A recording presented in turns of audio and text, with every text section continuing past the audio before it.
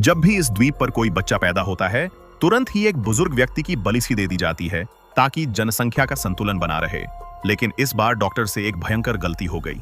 बुजुर्ग की बलि हो चुकी थी। तभी पता चला कि बच्चा अकेला नहीं बल्कि जुड़वां पैदा हुए हैं। इसका मतलब था कि अब एक और व्यक्ति को मरना पड़ेगा, क्योंकि द्वीप के संसाधन केवल 513 लोगों का ही भार उठा सकते थे। द्वीप के नेता ने तुरंत बैठक बुलाई कि किसे मरना चाहिए। कुछ लोगों ने कहा कि एक अतिरिक्त इंसान से क्या फर्क पड़ेगा, लेकिन नेता ने साफ मना कर दिया। अगर एक बार छूट मिली तो आगे भी ऐसा होता रहेगा। नेता ने 3 दिन बाद मतदान का फैसला लिया, जिसमें सब मिलकर तय करेंगे। यहाँ एक पॉइंट सिस्टम था, जिसमें अच्छे काम करने पर अंक मिलते थे और बुरे काम करने पर अंक कट जाते थे। सबसे कम 3 लोगों को वोट में शामिल होना पड़ता था और चुने गए व्यक्ति को तुरंत मार दिया जाता था।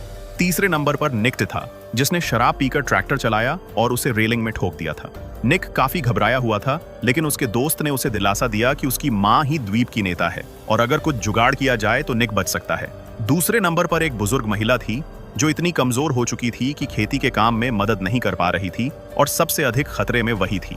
पहले नंबर पर जॉन था। अपनी बीमार पत्नी का इलाज करने के लिए उसने फार्मेसी से दवाई चुरा ली थी, जिससे उसके अंक कट गए और वह सबसे नीचे पहुंच गया। इस सजा से बचने के लिए तीनों ने अंक बढ़ाने की कोशिश शुरू की।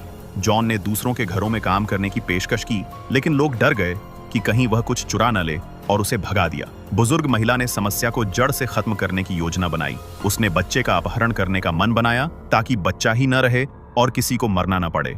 लेकिन बच्चे की मां ने उसकी योजना समय रहते पकड़ ली और अनहोनी होने से बचा लिया।